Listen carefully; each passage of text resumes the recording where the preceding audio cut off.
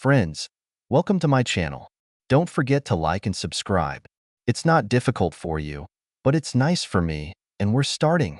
I got married when I was 23 to Gary Tipton, a guy I met in my freshman year of law school when he was a graduate student at business school. Like many guys, Gary found me attractive, but he could never tell me why. He is pleasant, almost never shows a bad mood. Although he played hockey in college, which is a rough sport, is handsome, outwardly honest and smart, and studied very well in business school. He pursued me more aggressively than others before him, and maybe that's why I fell in love with him. At least that's how I felt. I've never had such a flushed, anxious, intense feeling that some of my girlfriends had, or at least said they had, about their boyfriends, but I just chalked it up to my calmer personality. Gary and I were planning a 10-day honeymoon in Hawaii. For the first 7 days, it was great to lie on the beach, go to dance clubs. We both loved dancing. Drink foo-foo drinks with umbrellas in them and make leisurely love.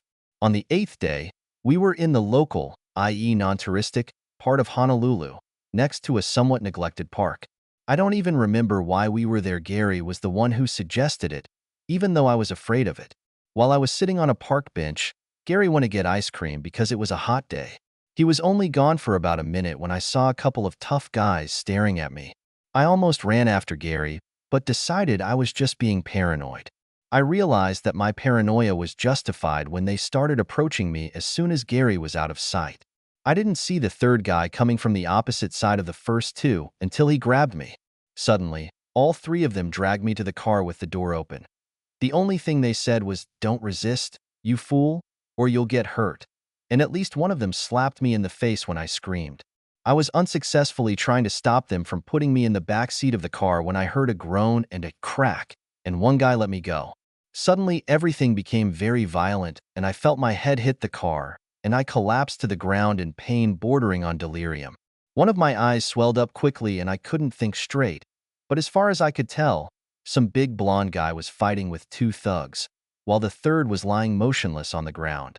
One of the thugs landed on top of me apparently unconscious, and I instinctively pushed him away from me just in time to see the big blonde guy snap the neck of the third guy, who went completely limp and fell to the ground.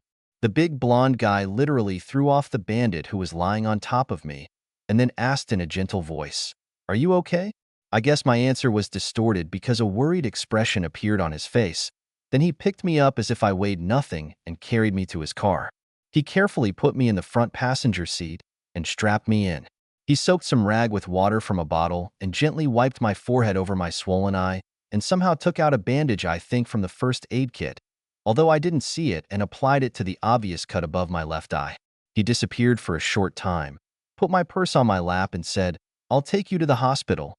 I saw him playing with his phone, obviously getting directions to the nearest hospital, and then we hit the road. During the trip, I alternated between regaining consciousness and losing it. When I was conscious, I remember looking at his face and thinking, "He's the most handsome guy I've ever seen in my life," and I admired his broad shoulders and big biceps. He asked me a lot of questions, obviously trying to bring me back to consciousness, because in a health lesson in high school I was told that if someone has a head injury, you need to try to keep them awake. All I remember were the questions. Did my rings mean that I was married? Where was my husband, and what did he look like? I think I gave the right answers. I realized this when he drove up to the emergency department of the hospital. When he came to get me out of his car, he said, "I would appreciate it if you didn't tell anyone that I killed 2 of the 3 guys who attacked you, and please tell them that you don't remember anything about me." I'm sure I muttered, "Okay," indistinctly, and when he lifted me into his strong arms, I buried my face, fortunately, from the side of my healthy eyes into his chest and pressed as tightly as I could. There was a lot of commotion in the emergency room. I noticed how the employee took my purse. A big blonde guy gently put me on a gurney, and I held out my hand to him. "Thank you. I don't even know your name," I said in a moment of enlightenment, grabbing his hand. "My name doesn't matter," he smiled. A smile that lit up the dim hallway of the emergency room with the light of a million-candle halogen lamp.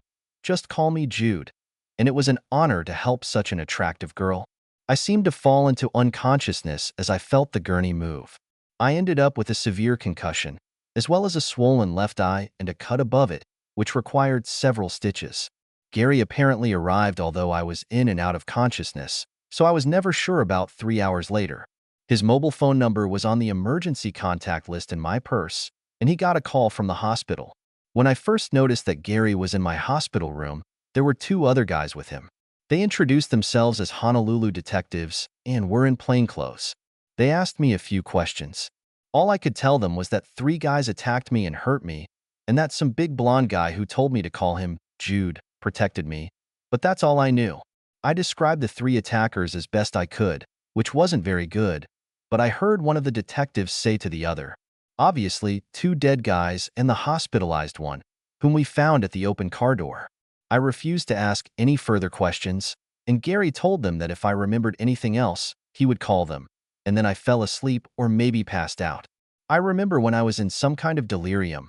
I had vivid dreams, so vivid that when I passed out, I thought for a few seconds that they were real, about a big, blonde, handsome guy. His face, broad shoulders, and biceps were etched into my brain with a brilliance I had never experienced before. Because of my concussion, Gary and I had to stay a day before the doctors allowed me to fly back to the mainland, and even then I had to take medications that made me sleepy. Gary and I talked about the incident. He told me that when he returned with the ice cream, I was already gone, and he saw a car next to 3 bodies and called 911. The way he spoke and some details puzzled me, as did his inability to look me in the eye for more than a second when he talked to me about it, but I just put it down to my condition. Before I checked out of the hospital, I saw 2 nurses who were there when I checked in. It turns out they were there, and glad to see that I came to my senses. I asked them about Jude. Obviously, one of the nurses tried her best to hit on him, but he politely refused her. I pumped as much information out of them as I could, but they didn't really know any more than I did. However, they confirmed that this dude is a handsome guy and a half. The married nurse chuckled and whispered in my ear, I would have let him blow my brains out. A month after returning home, I was almost completely normal and doing as well in law school as I had before the incident, as I euphemistically called it. I have really received a lot of sympathy and care from family and friends. It was only to my best friend that I described what Jude looked like and the vivid, realistic dreams I had about him. She studied psychology in college and defined it as a hero worship complex. I haven't told anyone that I think about him every day. One of the results of the incident was that he left a small scar near my left eyebrow. He was easily covered in makeup and completely invisible from a distance or when I was wearing sunglasses. However, whenever I noticed it in the mirror, instead of remembering the bad part of the incident, I thought of Jude. Gary got his master's degree. I got my law degree, and we both found good jobs. I had an intellectual property law firm, and he had a startup internet company. After about 5 years of marriage, we were doing well in many ways, but sometimes I had a strange feeling of emptiness. I would call our marriage comfortable because we never quarreled. We had many common interests, a good lifestyle, and a good collection of mutual friends. However, in the end, I admitted to myself that I was not satisfied, and my vivid dream of Jude making my brains, repeated a couple of times a month, greatly disturbed and depressed me. I went with Frank Fitzsimmons, a partner at my law firm, to visit a new client in a city about 200 miles away. The new client was a relatively large engineering company, Kinetic Force LLC, which had several inventions that they wanted to patent. A female receptionist led us into a spacious, ornate conference room. It was obvious that Kinetic Force was a very successful company, and soon Jim, the company's president, and Kate, their full-time legal assistant, joined us. After a few pleasantries, Jim said, our chief engineer, Dirk Van Vliet, will join us soon. Despite our success, we are newbies when it comes to intellectual property, so while we're waiting, why don't you give us a rundown of general information about trademarks and copyrights? In a controlled, businesslike manner, I began to present all sorts of general information and answer Kate and Jim's questions as they came in. About 15 minutes after my story, the door opened and a guy came in, whose name I assume was Dirk. My chatter stopped. My heart stopped. My brain stopped functioning properly. I think I heard Jim say, "Oh, Lisbeth and Frank, this is Dirk Van Vliet, our chief engineer." It was Jude. There was no mistake about that. His appearance was burned into my brain. When I heard his voice, all the shadows of doubt disappeared. Dirk/Jude came to his senses faster than I did, and indeed had a few minutes of conversation with Frank while I looked at him in awe, hopefully without drooling. When Frank asked me a technical question, I finally came out of my stupor and had a half-intellectual conversation for the next 20 minutes or so. Then, to my delight and horror, Jim said, "Lisbeth, why don't you go with Dirk to the prototype floor and then to his office to discuss the mechanical device? We are interested in patenting it, while Kate will take Frank to the laboratory to look at the electrical devices that we are developing." Dirk and I didn't really talk when we went out to look at the prototype he had developed. When we got there, he explained it to me. It was relatively simple, albeit ingenious, and given my degree in mechanical engineering, it wasn't difficult for me to figure it out. I took some notes and photos and asked a few questions. When we finished, he said, "I have engineering drawings of the device in my office." When I followed him into his office, we talked very little again. I closed the door behind me and started shaking. You. Jude, I muttered. There was silence for a good minute. While we looked at each other, I was shaking. "I've been thinking about you a lot over the last 5 years," he said softly.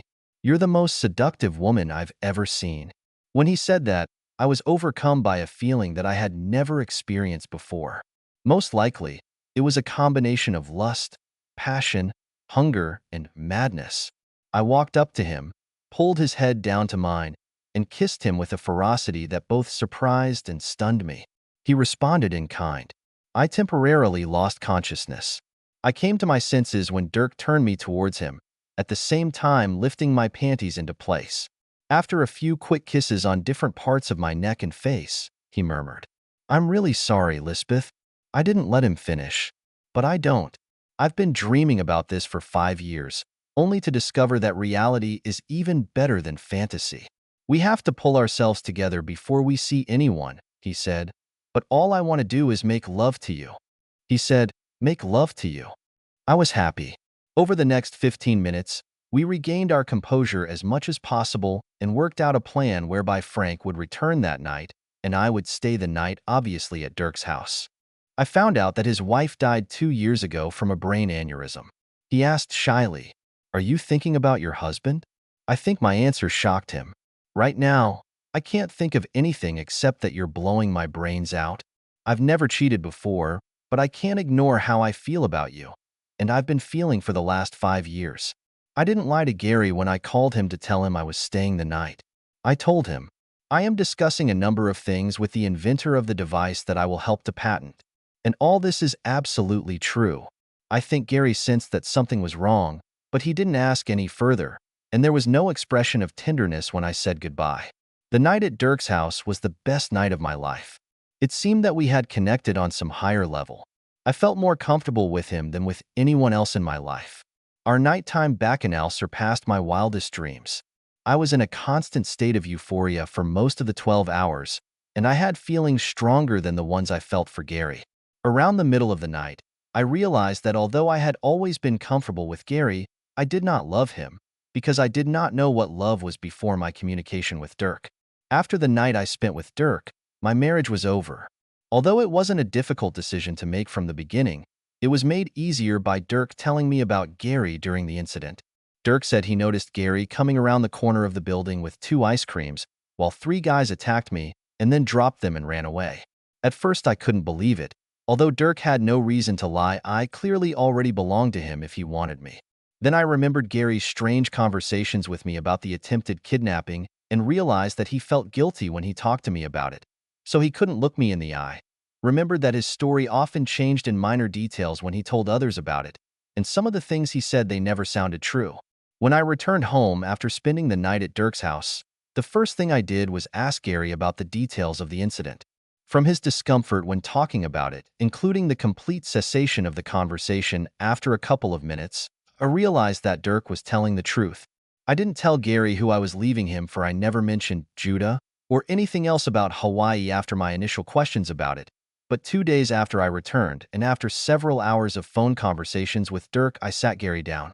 I didn't use the "we have to talk" cliché, especially because I wasn't going to have a discussion that implied we have to talk.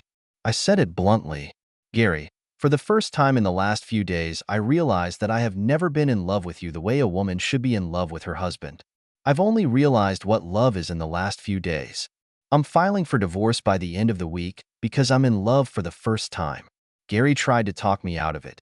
He was upset by my unwillingness to share the details. He got angry when I told him that the night on the trip was the first time I cheated on him, but I don't regret it in the least. He called me names that would have really hurt me once in my life, but didn't mean shit to me at the moment. That same night, I went and stayed at a hotel. By the end of the week, I had taken the few things I needed from our house and either sent them to Dirk's house or put them in my car, filed for divorce and served Gary.